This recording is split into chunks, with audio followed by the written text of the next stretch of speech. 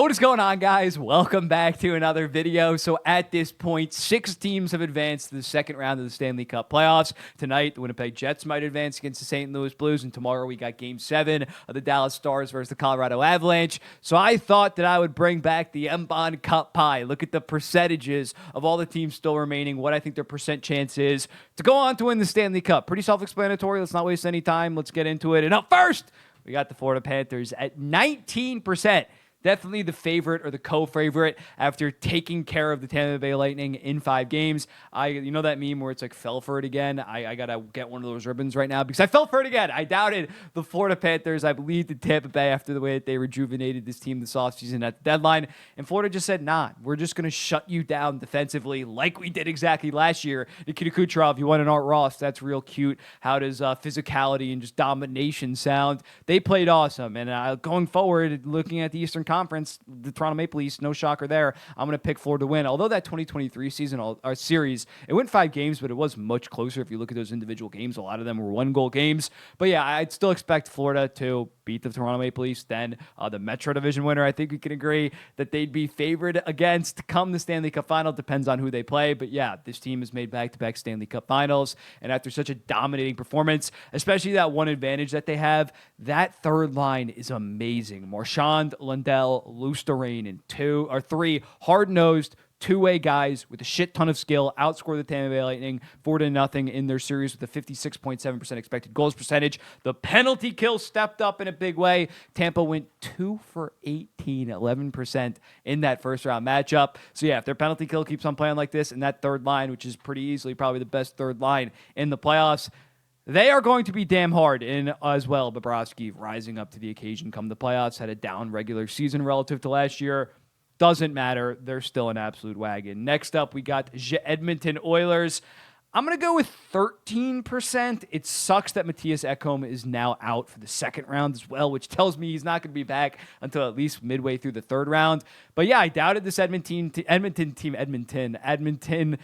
against the LA Kings. They proved me wrong. At the end of the day, they just had such an elite trio, mainly Duo and McDry. With Bouchard, they had 28 combined points through 6 games. Calvin Pickard looks like he is rising to the occasion. If Ekholm, it's going to come down to when Ekholm returns exactly, but I think they're going to have a decent shot against Vegas. And then with Ekholm, they're as good as any team in the NHL. So I'm going to go with 13% chance. I think that is pretty fair when looking at it. Next up, the Winnipeg Jets. Give me a 6% chance. They really showed up in Game 5 and shut a lot of people up. You thought maybe St. Louis would win that game, then eventually win it in 6, considering how good St. Louis was in Game 3 and 4.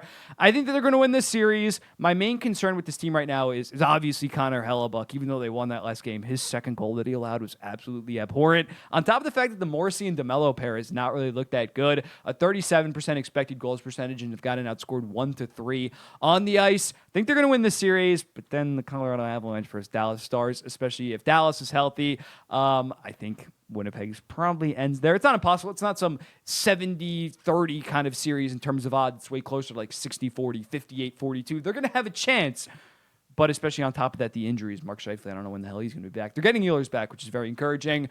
But yeah, I think 6% is fair for the Winnipeg Jets unless Connor Hellebuck steps up in a big way. For the Dallas Stars, give me 7%. If they can get by the Colorado Avalanche in this Game 7 and then get Robertson and Heiskanen back early in the next round, they might be the cup pick. They might be my cup pick, but winning in that Game 7, when you look at that Colorado versus Dallas series, when Colorado needed to win a game in Game 4, Game 6, they kind of dominated the Dallas Stars.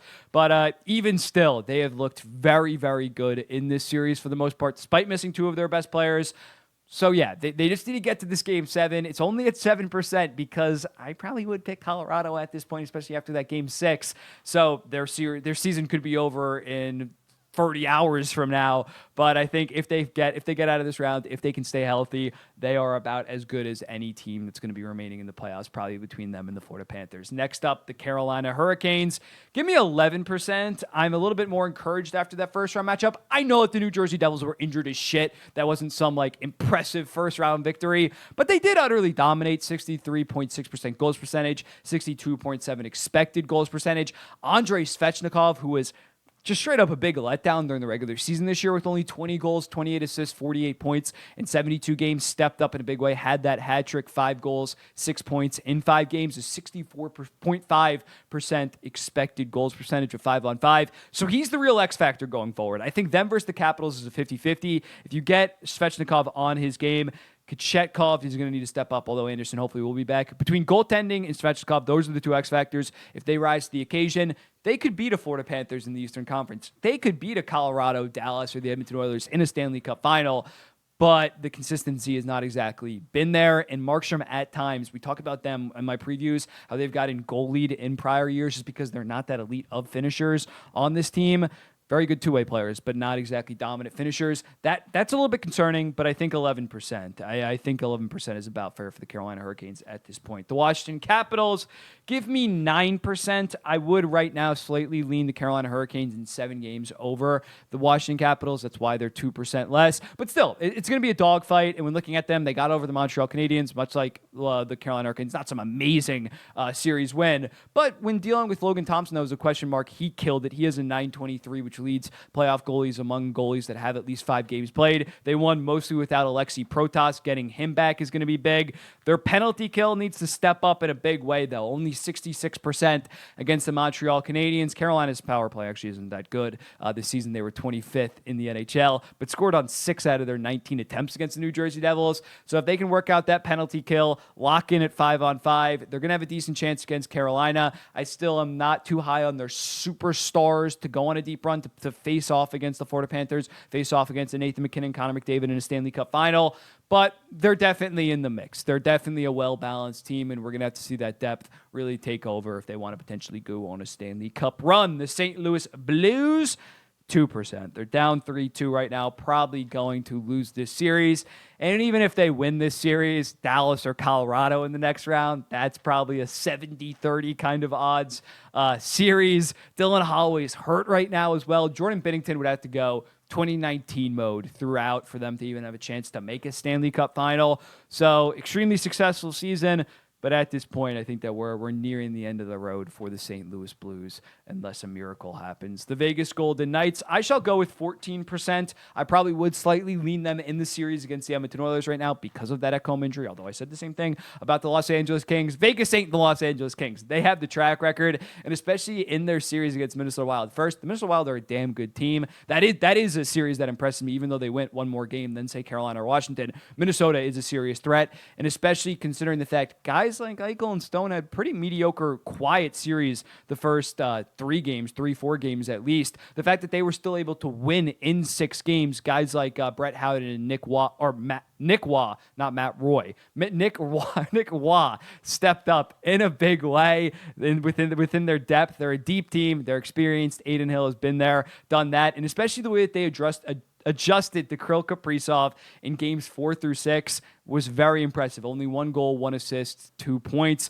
He was not really that effective at 5-on-5. So if they can take some of that and apply it to Connor McDavid and Leon Draisaitl and slow down their superstars, that's going to be big. Also, potentially playing McKinnon and Makar in a Western Conference Finals. Yeah, that gave me pause in the first 3 games for Vegas. They were not able to slow down Kaprizov at all, but they really adjusted and made a good game plan in terms of slowing those guys down. The Toronto Maple Leafs, I shall go with a 10% chance. Yes, maybe they vanquished some demons by not blowing a 3-0 lead, but I'm not too impressed with that. The main things that are going in their favor right now is their defense score is damn good. This is their best defense score of the Matthews-Marner era right now in the playoffs at 5-on-5. They've allowed the least goals per 60 goals allowed, so that has been great. Stolarz, great in the first 3 games. He had a 926. The last 3 games, though, an 869. He needs to kind of turn it around. But yeah, I think that this team is much better than when they played Florida in 2023. Maybe the forward core is a little bit weaker, but I think the defense core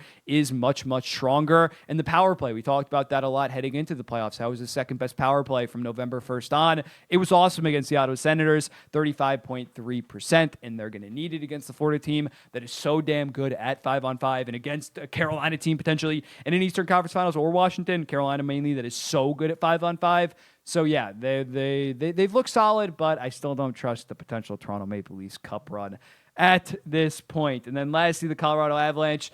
I shall go with 9%. Again, with Colorado and Dallas, the winner of that goes up to like 16, 17% most likely. But right now, considering they're entering a game 7 where they're going to be on the road, I mentioned it before with Dallas, when they needed to win a game to avoid a 3-1 lead or elimination in game 6, they showed up in a big way. They absolutely caved in the Dallas Stars. They're fully healthy. Landeskog has looked so good since his return. 1 goal, 3 assists, 4 points in 4 games. That line of Nelson, Nikishin, Natrushkin, and Landeskog, Nikishin, Jesus, they went from Carolina defenseman to a Colorado forward, has been so good. They have been monsters. So I think Colorado is probably going to win in 7 games, then take care of Winnipeg based on, it's not the same teams as last year, but we saw that win last year with the way that this Colorado team is so deep.